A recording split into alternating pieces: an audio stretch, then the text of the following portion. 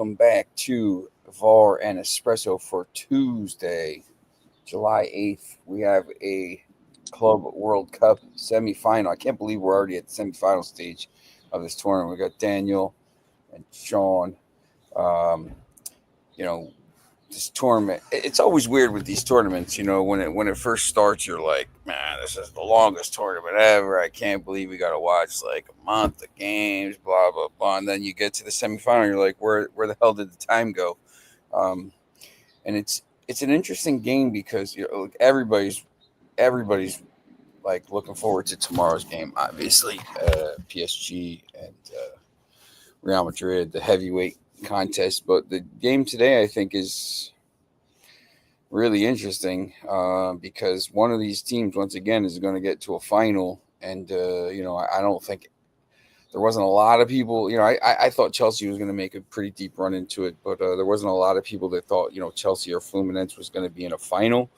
But, here we are. And, we're 90 minutes. If one of these teams can play well and get to a final, that would be amazing. I think, especially Fluminense. I think, if Fluminense gets to a final, that would be great for them because that's a huge windfall for them. Absolutely. I think when we saw the initial draws, we thought Palmeiras had a good opportunity to get to the next round. And then, of course, depending on who they played in the next round, we assumed it was going to be Atletico Madrid. But obviously, Botafogo pipped them to second place. So Palmeiras sort of earns the luck of a slightly easier draw, so to speak. So the fact they got to the quarterfinals was they earned it, but also, there had to be other shocks along the way. Likewise with Fluminense, they sort of earned their luck, right? So they're undefeated in the group stage, go through in second place, and have to play Inter, and then they defeat Inter, which is astonishing. But practically, they should have played Manchester City in the next round. But there was another team that provided a wonderful shock, right? So Fluminense have been handed these opportunities, but they've been taking them, which is the wonderful thing. There's Leo checking in. He said he's in town. I don't know which town that is, and it was Paris or whatever his town. This is, look, Chelsea. If they get to a final and win it, or I mean, there's a lot of money involved here. Chelsea obviously needs it once again for buying all these players. For Fluminense, this is getting to a semifinal is going to be a huge windfall for them. This is going to be something that probably, allows them to sign a bunch of players over the next couple years because they're making 70, 80 million, whatever it is, they're getting to a semifinal. Yeah, that's true. Although someone pointed out to me. I think it was the manager of Palmeiras was rumored to was linked to the Porto job. And someone pointed out that actually the wages and financial situation in Brazil is better than Portugal. So actually, not saying that Porto didn't have a better wage budget than say Fluminense or Palmeiras, but it regards like the league, arguably the Brazilian league is stronger than the Portuguese league in regards to competition. Yeah, I mean, you break it down, Fluminense, in the group stage, you get $2 million for a win, $1 million for a draw. If you reach the round of 16, you get another 7.5. If you reach quarterfinal, you get $13 million. If you reach semifinal, you get another $21 million. If you reach the final, you get another 40 or 30. And if you win, you get another 40. So, it's a huge boost for a team like Fluminense. And I think you're right about that. I mean, you see when you talk to, if Pedro's coming on or whatever, when you talk to the fans in Portugal, there's a reason, they show these things. Oh, if Porto would have kept their starting 11, if, Braga would have kept their starting 11, if Benfica would have kept their starting 11, well, they can't because as soon as they get to a certain point, they're worth a certain amount of money. They got to get rid of them because they can't keep them and afford to play them. It's just a different wage structure and it's a different model there. And, it's not just Portugal. It's just, it's other leagues as well. No one makes as much money as the Premier League. And when the Premier League teams come calling, it's you basically got to sell. I don't know. Once again, you keep waiting for Chelsea. I heard Enzo Maresca talking about how they've played so many games this year. Blah blah blah. This is such a long season. And then the reporter said, "Well, what are you talking about? Fluminense's played like 15 more than you." And he's like, "What?" So both these teams have played a lot of games. You know, I think Chelsea's probably gonna, Chelsea's probably the better team. I guess Chelsea's the better team. Chelsea should win this game. I think most of the pressure will be on Chelsea. Everyone thinks they're gonna win, which could be good for Fluminense. But I just, I still think it's gonna be a tight match. I don't think there's gonna be a lot between these teams. I don't know if you guys made picks yesterday, but I would think Chelsea wins it 2-1, something like they've been kind of doing the whole tournament here. But once again, I wouldn't be stunned if Fluminense won. Yeah, absolutely. I was just going through the figures you said about money for a win, draw for each round, and it looks like Fluminense have earned over $40 million from this run. And if you consider, I mean, I know there were 4 Brazilian teams that made the knockouts, but obviously getting past the round of 16 is where the huge money sort of comes in. So yeah, that could be. I mean, that's such an incredible opportunity for Fluminense, who haven't been lighting up the Brazilian league recently, but that money can sort of give them a reset, if they get to a final, $70 million is, that's I mean, that'd be enormous for any European team, even a Premier League team. That's a huge amount of money. But the difference is, as opposed to say a Premier League team, that would get you, say, 2 starting players for a team in Brazil. That is, that's an enormous amount of money. That's resetting the squad, or that's redeveloping a training ground, or whatever. But yeah, it's interesting that you're saying, like, obviously the Premier League has the most money, and basically needs this money the least, I think. So the fact there's only one Premier League team this far, I think is a good thing. In some ways, it's a shame it's Chelsea, although Manchester City don't need the money. It's the same as Paris Saint-Germain, really. Like, they don't really need the money. So in some ways, it's a shame that it wasn't another team that could do with it, like Inter, for example, who have had to rely on free signings and buying players who are in their 30s to sort of get by. But the practicality is Chelsea are there, and they have looked impressive. One of the things we were talking about yesterday was progression in the tournament, right? So Chelsea, yes, they lost 3-1 to Flamengo, but in each match they seem to be improving. Much like a Real Madrid, who apologies for the trains, by the way. And yeah, much like Real Madrid, how each game that's gone on, they've looked better and they've improved. And in Real Madrid's case, it's because they have a new manager and a new tactical system and new ideas. Whereas Chelsea, it's just sort of a more development under Maresca with all these young players. So also comparatively, and again, sort of reminding you what we said yesterday, we were looking at, say, Fluminense, obviously have played 5 matches but only scored 8 goals. But in that time, they've only been behind once, and that was against Ulsan, right, where they ended up winning 4-2. They're very good at defending. They're very good at defensively controlling that aspect of the game, but also very happy to hit on the break and hit on the counter-attack, as we've seen, because in their victories against Al Hilal, Inter, and even in the draws against Dortmund and Mamelodi, they had less possession than their opponents. So very happy to sit off, very happy to wait, and that's a rare ability. Whereas Chelsea, very much on the front foot. In their matches, they've scored 12, but they've also conceded 5. That's the leaguiest defence still in the competition.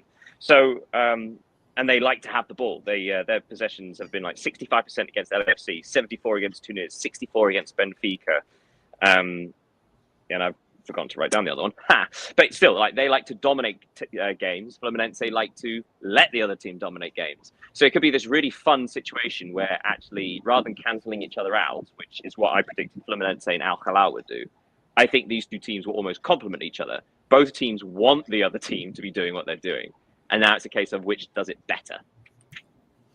Yeah, I just, I was reading some of the predictions and some of the stuff where I just think Chelsea is going to find a way to it's I like with the stats. I don't know if it's going to be a high scoring match. It's going to be maybe 1-0, 2-1, something like this. I just think Chelsea probably able to score more goals and probably finds a way to win and get to a final. Once again, if Chelsea's in the final, um, I think they have enough talent to give either PSG or Real Madrid a little bit of a game. I mean, I think that would be pretty interesting final. If Chelsea's there, obviously if Fluminense's too. I think, if you're a fan of attacking and football and stuff like this, if it's Chelsea and Real Madrid or Chelsea and PSG, I think, that would be probably the better match for viewers to watch. But yeah, I just I think Chelsea's going to probably find a way to win this game. Yeah, I'm not disagreeing with you. I think I agree with everything you say. There's also the element of Chelsea's ability to change a match. So last year in the Premier League, it was quite often that Chelsea's first half was pretty dire, like quite boring. Quite often they'd be behind, or they wouldn't be beating lower league teams. But it would be after the break where Maresca would make his adjustments. His substitutions were usually proactive and almost entirely beneficial. So Chelsea's ability to react is a big strength, whereas Fluminense don't have the same strength in depth of squad. And also, they're missing a couple of players through suspension now. I think it was Martinelli is now suspended. I think there's another Fluminense, one of their defenders is suspended. Having said that, Chelsea, who have, again, not had the best defence, but had an exciting attack, Levi Colwill is going to be suspended for the semi-final. And he has been their best centre defender. So that could be an opportunity as well, right? Another defender coming in for Chelsea, not quite as secure, not quite as solid in defence. That could be something. I'm sort of predicting an interesting. I can see this being sort of 2-2 at full time, but then Chelsea's superior bench getting the win in extra time. But like I say, I think this is going to be a fun match. I don't think this is going to be one where you sort of see 0-0 at full time. I think they'll each one has their own tactical identity, and each one will try and force the other's hand. So I think it's going to be really, really fun. Something else interesting I saw, because obviously in the quarterfinals it was reported that prices for the Fluminense Al-Hilal quarterfinal were rapidly dropped from about $300 to $11.15 at one point, I believe it was, to try and boost sales. And despite the fact this is a semi-final, something similar is happening. I believe it's down to $20. $27.30 the tickets now going for, when originally they were being sold for about $400.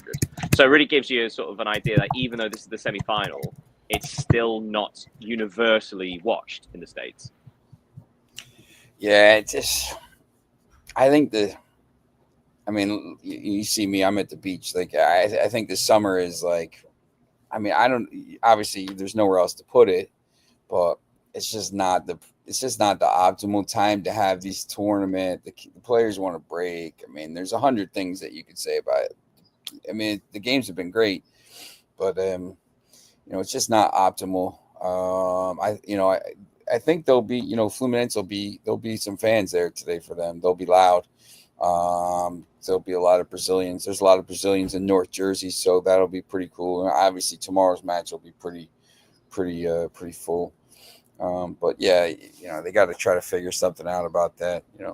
But there's nowhere else to put it, because you're playing Carabao Cup games in 3 weeks. So like, where are you putting these matches? I was looking at your, as we kind of pivot here to the women's Euros. I was looking at your story. I'm not sure anybody's going to beat Spain in this tournament. Obviously the defending World Cup champions come into this and just, absolutely steamroller Belgium yesterday with 80% possession and 6 goals. I know the other match was more intriguing, Portugal-Italy with the red card, but I don't know how much of either game you watched, but all of it. Okay. both matches. Yeah. I'm all over this.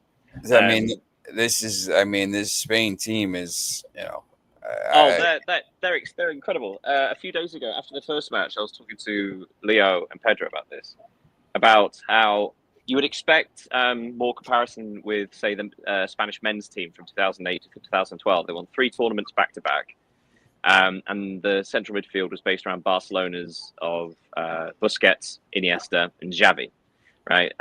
But that was tiki taka. It was sort of controlling the ball, lots of short passes. Just keep it. This is not that. This women's Spain team is not just keeping the ball for the sake of it. They are. They have incredible physicality and athleticism. They have surprising pace. I completely forgot that Bon Mati can sprint, for example. Like you picture sort of a playmaker such as her, just sort of finding space, sort of in the final third and threading those passes. But she can sprint past players, and she's by no means the fastest in the team. Yeah, it's that really surprises me about the Spanish team. They are quick physically as well as quick in thought, and they just, yeah, there is so much to them. So yeah, hence why there's not been that comparison with the Spanish men's team, because it's a completely different side, completely different style of play, and so entertaining. They've scored set pieces, they've scored from through balls, they've scored from crosses, they scored from cutbacks, they've scored worldies. They just basically they seem to be able to score every kind of goal. Yeah, and the real question is, how do you stop them? I will say this though, in Belgium's defence, they did give them an almighty scare. The fact that they, even though Belgium eventually lost 6-2, it could have been 6-3, and Belgium's found a couple of chinks in the armour. So after, for example, after Spain opened the scoring in the 22nd minute, Belgium equalised a minute and a half later through a corner, a very easy one, I should point out as well. It was a corner to the 5-6 yard area, but the keeper was entirely blocked off. It was a very clever set piece, but it wasn't difficult. And yeah, sort of like that. That was that was too easy.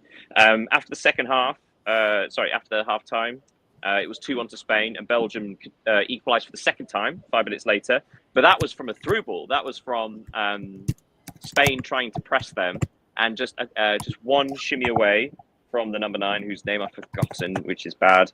But yeah, and she had like half a yard of space, and she threaded this brilliant through ball for the striker, and yeah, that was an excellent composed finish. But so a couple of times Belgium found weaknesses in Spain, which we've not seen before. Well, at least we've not seen for a long time. Usually, when you play against a team like Spain, you expect to sit very deep and counter.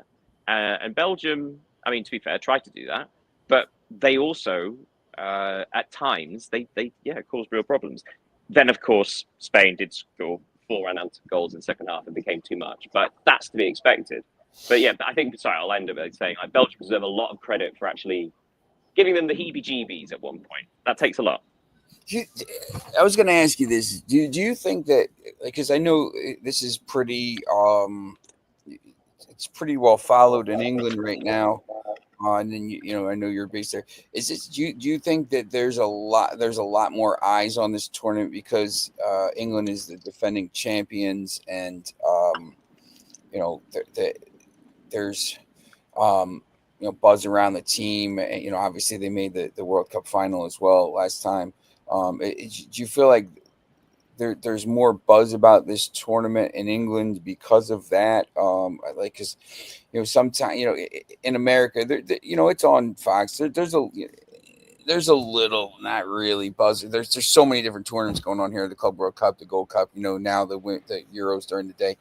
But do you feel like there's a lot more eyes on this tournament this year because of how well England's been doing over the last 4 years?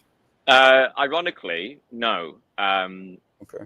But I'll unpack that. So the first part is sort of marketing, right? Any advert you see on TV now, say for a soft drink company or for a car or whatever, the vast majority of them are now using England's women's football players as the person, right? As the person in the adverts, which is terrific.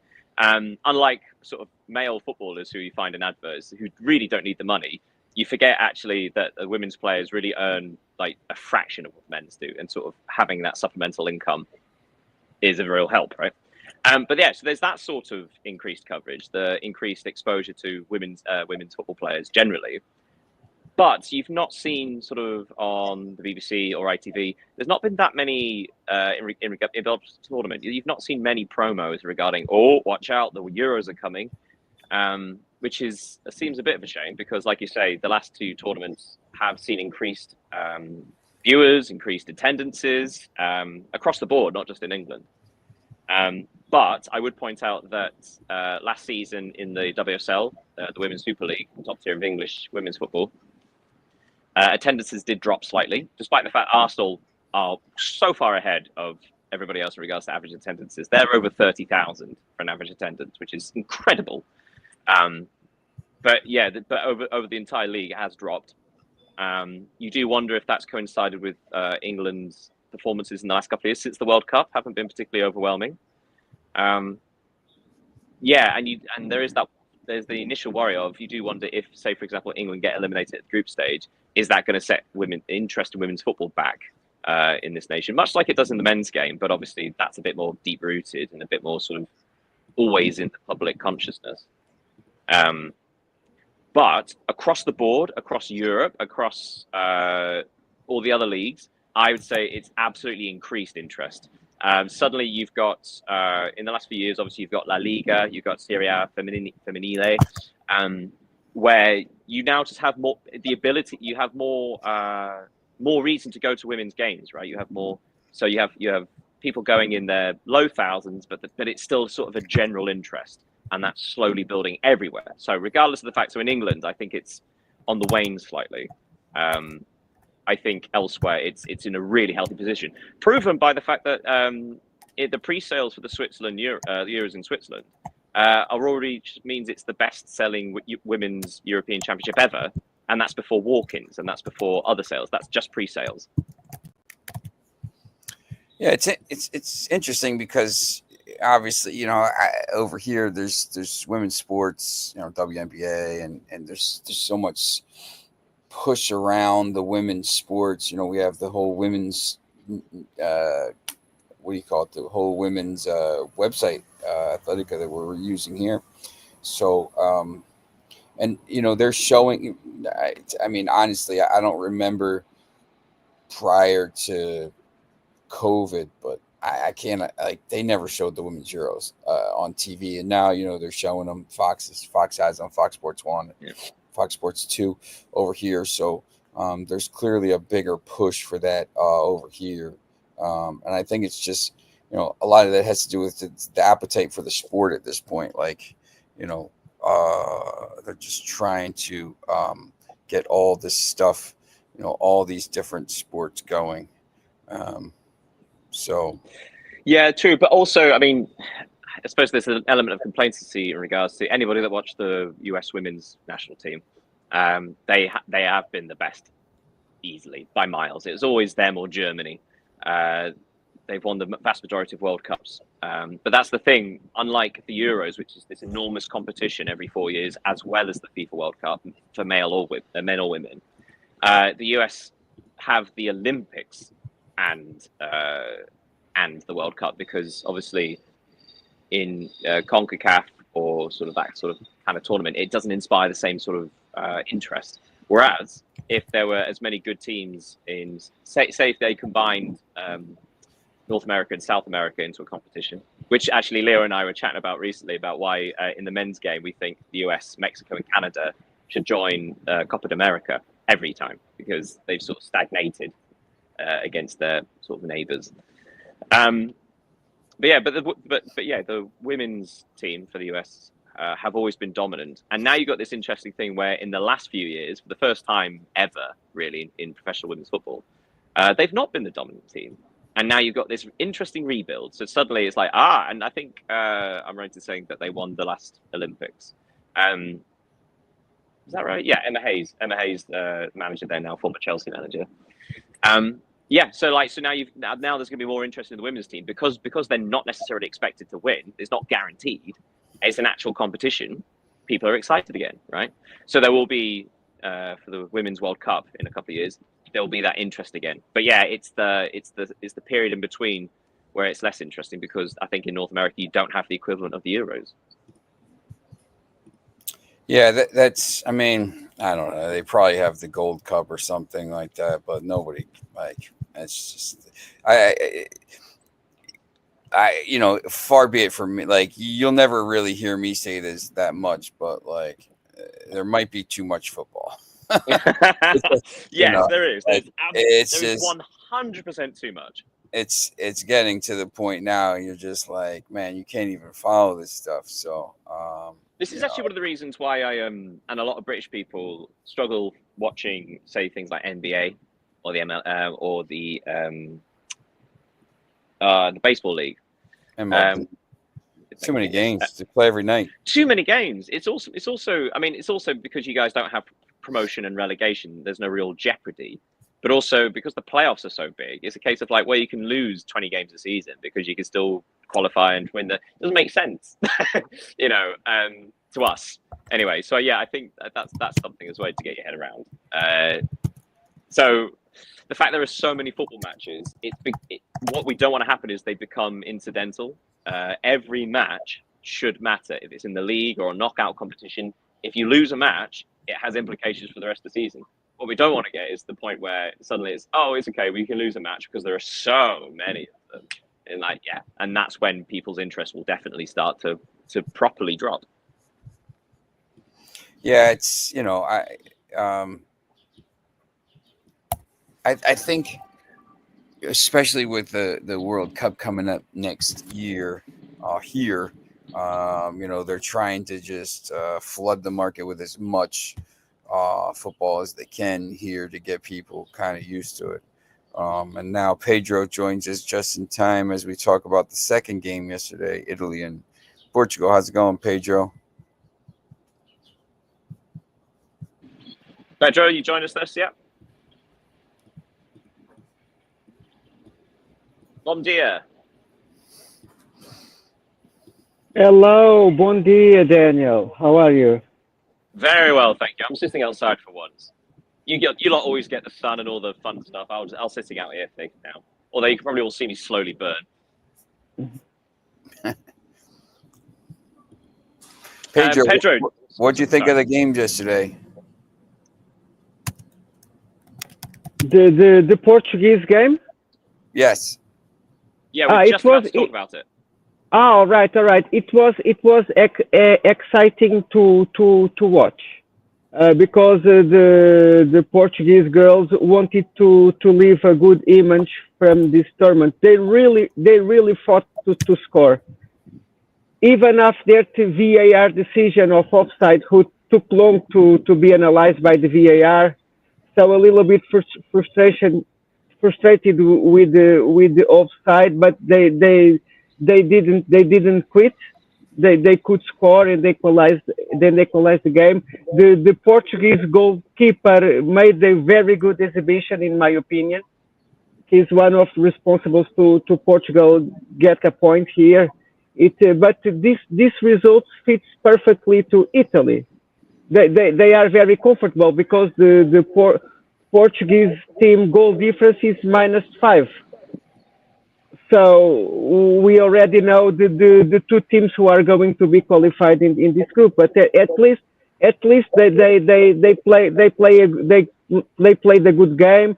They give fight. They could get the equalize in the end of the game.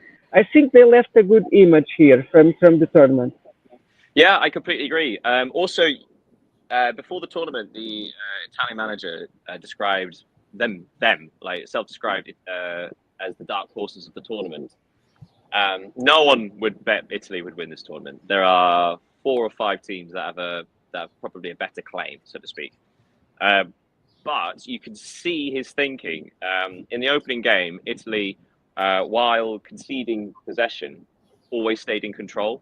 It's incredible, the ability to just let the other team have the ball. We were talking before about Fluminense at the Club World Cup. Very similar. Italy letting the other team have the ball and not threatening at all.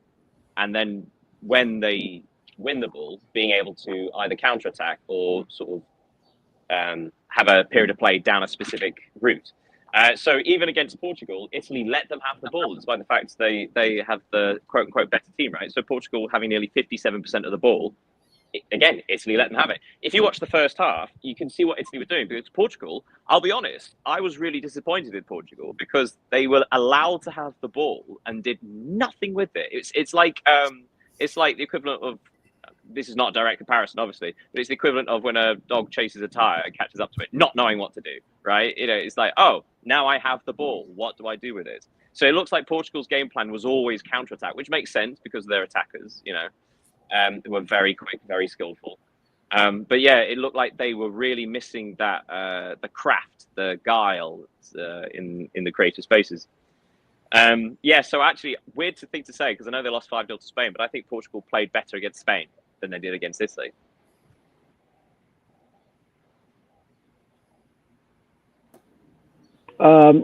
Spain is crushing. It's really a contender to win this tournament. So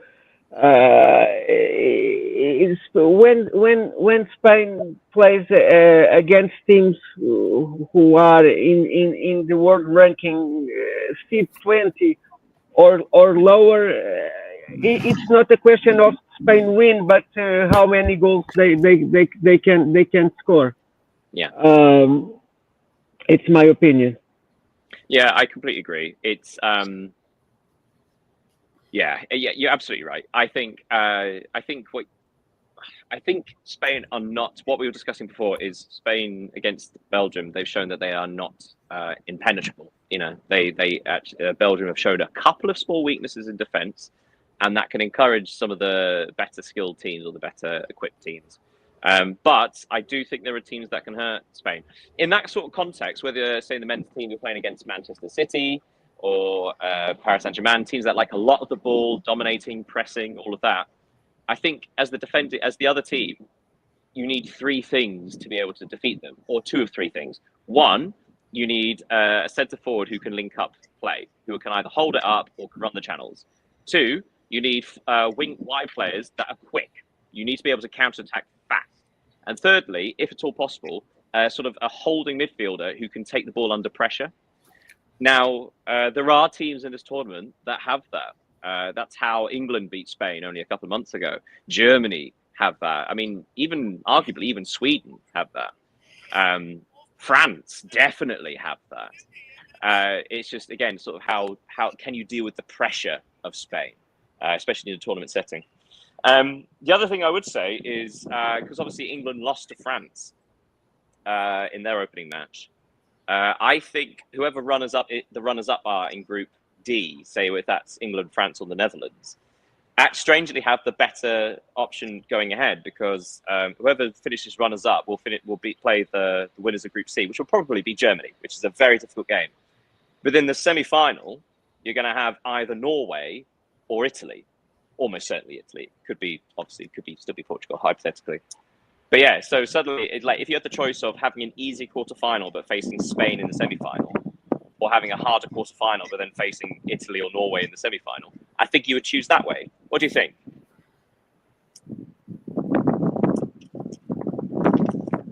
Sean, go ahead, give your opinion. I'll defer to you here, Pedro, as you're the expert. I'm expert in sports betting. not in the game analysis. Let Lee and then do that job much better than me. Not even close. Yeah, I just think it's going to be, I watch snippets of these games. I just think you're going to get. I have to look at the bracket here. France and England are Group D, correct? Yeah. So Group C will probably, again, this is just hypothetically, if everything plays out as we think, it would be Germany, Sweden are most likely, and they play later today. Germany play Denmark, and Poland versus Sweden. Both those teams should be on 6 points. Yes, I will say though, keep an eye out for Poland. Poland were really good against Germany, and they could have scored a couple of goals. They've got their strikers plays for Barcelona, Payol, Payol, Payol. Anyway, but yeah, she's excellent. She's a fantastic striker, and not just in the hold-up way. She could do everything. And when you have that kind of striker, you can cause problems for anybody. So Sweden may not be a definite for that. I'm just trying to figure out who goes where with these bracket. Like, where's Spain going to go? Are they going to go on to the bottom part? So I've got, yes, exactly. So I've got it here. So the winner of Group A, which is Norway, will play the runner-up of Group B, which is probably Italy, considering the goal difference between Portugal. The winner of Group C, probably Germany, will play the runner-up of Group D, either England or Netherlands currently. And then that's the top half of the bracket. So Norway, Italy, Germany, England, or the Dutch. So if in all likelihood, if Spain and England win their bracket, they're going to play in the semifinals. In the final. Don't forget one thing. For example, Denmark must win at least a draw today, because they have a good squad, but they are not in a comfortable position. Yeah, that's fair. So, but I don't see. Sorry. No. Tell me. So Denmark needs at least a draw against Germany, right? Yes. And Denmark and Poland. Do you think Poland have chances to have a good result today? Well, yeah, as I was saying before, they've got Barcelona striker Payol playing for them, and she's fantastic. She's one of the best strikers in the world and can do everything. She's fast, she's skillful, she's strong, she's clever. Yeah, and it wasn't as if she was just doing everything by herself. She just sort of spearheads the counterattack. But Poland against Germany. Now, to be fair, Germany should have scored a couple more goals. They did miss chances. But Poland were dangerous on the counterattack, and it wasn't just one direction. It was clever. Yeah, I think Poland, if Poland can get a draw against Sweden, I can see them beating Denmark. I can see them potentially pipping Sweden to the next round. I personally don't see Germany not beating Denmark. Denmark have some good players, but it's been a while since they've been genuinely impressive. So I look back at, say, their recent form before the tournament. They've won in the previous 10 matches. They won 5, lost 4. In fact, their last game before the tournament was a 6-1 loss to Sweden. So, and the fact that they only lost by a small margin in the previous game is credit to them. But also, we're not talking about a team that's filled with quality players. They are really relying on players like Catherine Kuhl, who plays for Arsenal.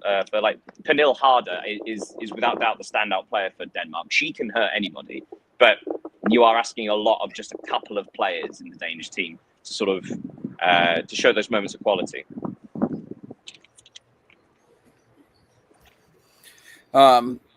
So we got those games today.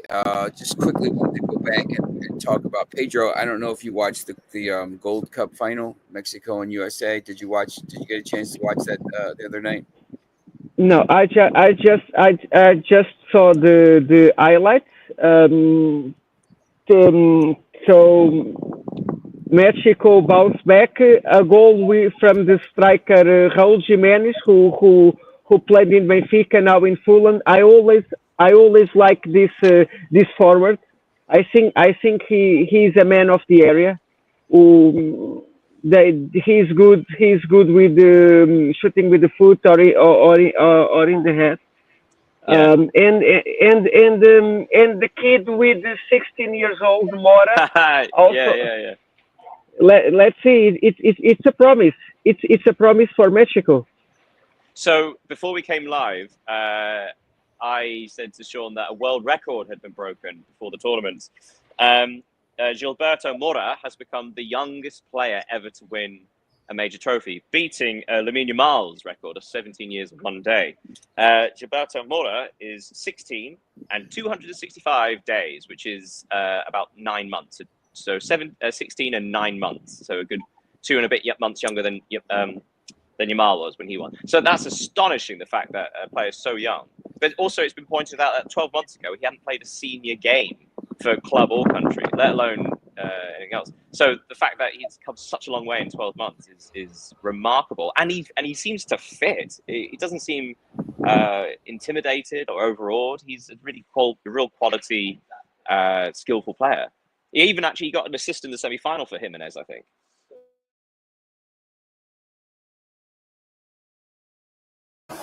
Got a little truck going by here. Yeah, here's the thing. I mean, you know,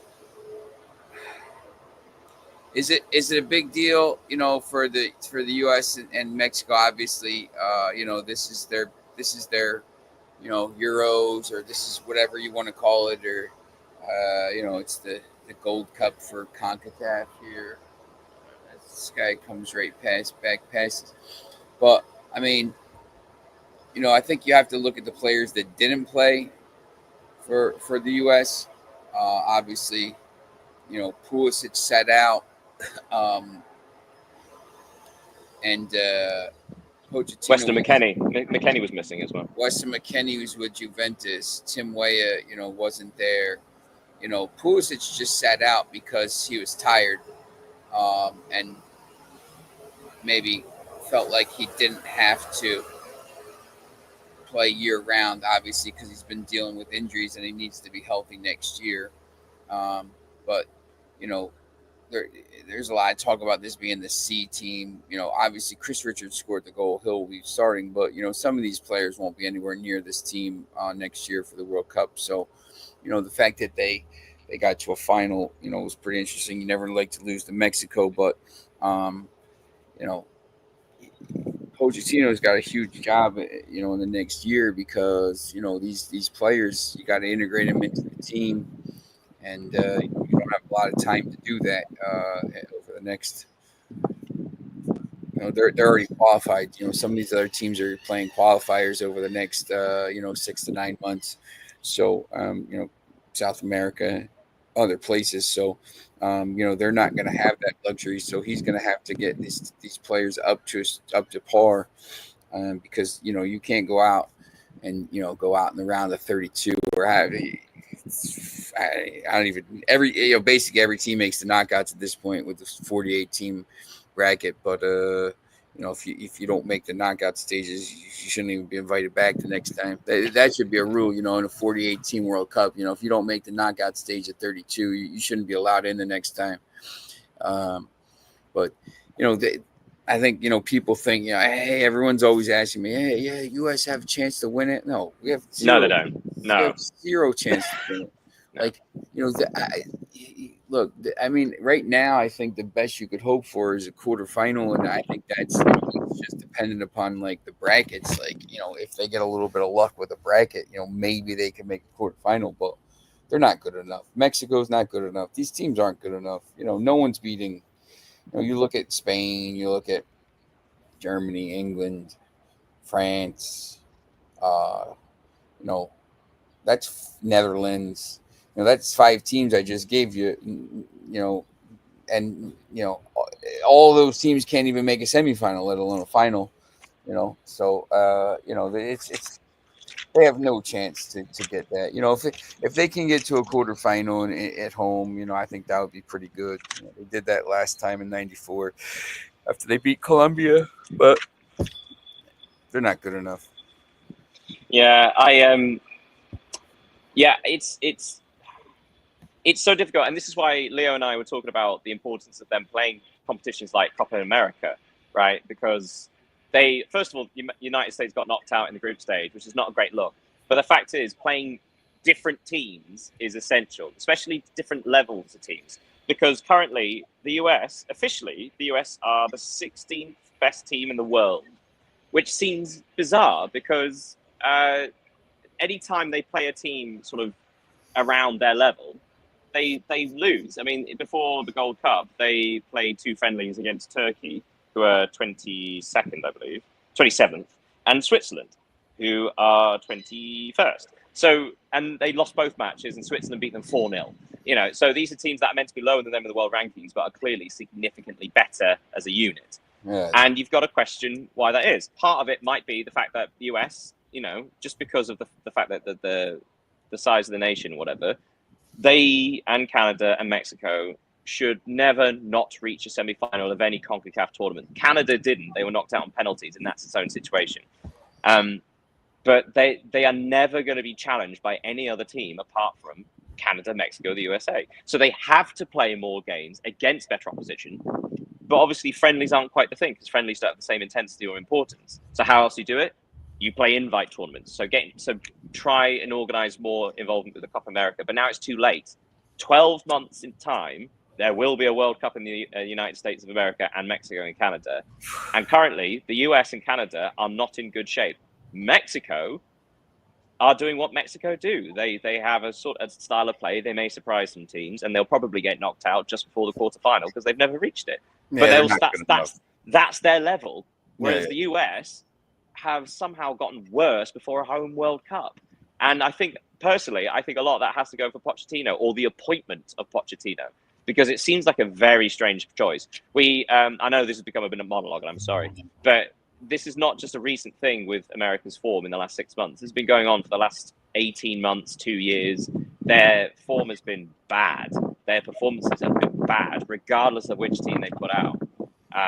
There have been decent moments, but what was it? Before one of the rounds, I went through all of their fixtures in recent years, and the teams they've beaten one team inside the top 50 in the last 18 months, and that was Mexico. That's not good enough, essentially. If you're not going to beat a team inside the top 50, that means you are basically not in the top 50. So yeah, I fear for 12 months' time. I'm not sure what this Gold Cup means. I don't think it means the US are back. I worry that they are not building a tactical identity, then, especially with such significant players missing. They're not building a cohesive unit. They're not building that tactical identity, and they're not building momentum, or, for that matter, interest. That's the end of my TED talk. Sorry. Pedro, you want to make a comment? No, I just want to give some news from Portugal. Francisco Faroli introduced it yesterday, has a new Porto coach coming from Ajax. Di Maria presented in Rosario Central the desire he always had to retire there and try to win the Argentinian championship. And Arsenal is in Lisbon for a couple of days, trying to buy Vitor Gyökeres, the Sporting forward, and they are bargaining with Sporting. So it's a kind of soap opera. Sporting says 70,000, they say 65, then 66. That's the point of the things. This is an issue. This is an issue when you have a good player who accepts to extend the contract with a promise to sell in the next year, but the price is not fixed. It's just a promise. No, that kind of things it's happened. It's not, and it's not good for the player. It's not good for Sporting. It seems that both of the parts has reason, and I hope that Arsenal can finally buy the forward they wish for the Premier League. They should hold out for 100, Pedro. Hold out for 100 million. Hold out. Well, apparently, the reason this is being held up, or one of the reasons this deal is being held up, is because there's divided opinion in the Arsenal camp about who wants to sign Gyökeres. Apparently, there's a real split between people that want to sign Gyökeres and people that want to sign somebody else, rumored to be Šeško. So he's an interesting striker, but I'm not sure he's the one Arsenal need personally. But great news about the appointment for Porto. That's a really interesting one. I wrote a piece not so long ago detailing the collapse of Ajax at the end of the season and how they lost from such a commanding position. And I'm not entirely sure how much of that was the coach's fault. But a young, interesting manager with tactical ideas. I think that's a good appointment for Porto. What do you think, Pedro? No, it's a good bet for future, because we saw that Anselmi, the former coach, couldn't put Porto play like Porto, because Porto, it's a regional club. It's a club who represents the north of the country. So they are good fighters. They also fight for the result. They play with the pride for the jersey, and didn't happen. Porto make a very poor season. Was fighting for the fourth seed with Braga in the Europe League. Did anything. It was a completely disaster. And now with the FIFA clubs tournament, the coach was already with that ad on target. As I said to you, if Porto doesn't make a good performance this tournament, they will replace the coach, and that's what happened. And now it's a new energy. It's a young coach with a new energy. He comes with the wish to improve Porto performance. Let's see. Worse than was, it's impossible to stay. It seems a shame that they didn't do it before the tournament, considering other coaches that have jumped into jobs before the tournament with teams at the tournament have had a fairly successful start. You know, you look at Xabi Alonso, look at Simone Inzaghi, obviously different caliber of managers, but still. And also, I think it's a realistic appointment if you consider Porto are now officially the third best team in Portugal. So they're not exactly sort of able to shop from the top shelf, so to speak, for managers. So I think it's a smart appointment, but I also think it's a realistic appointment.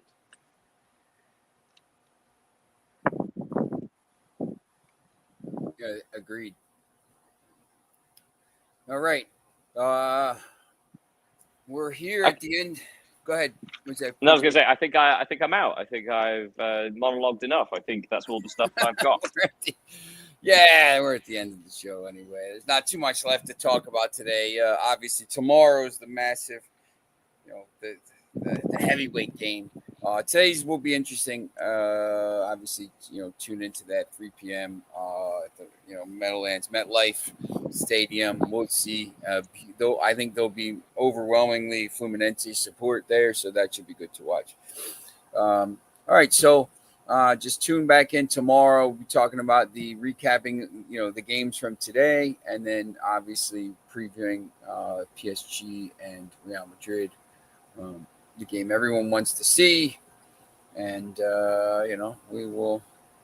Pedro, enjoy the beach down there. Daniel, thank you very much. Enjoy the sun there in England for one day until it rains again, and then we will.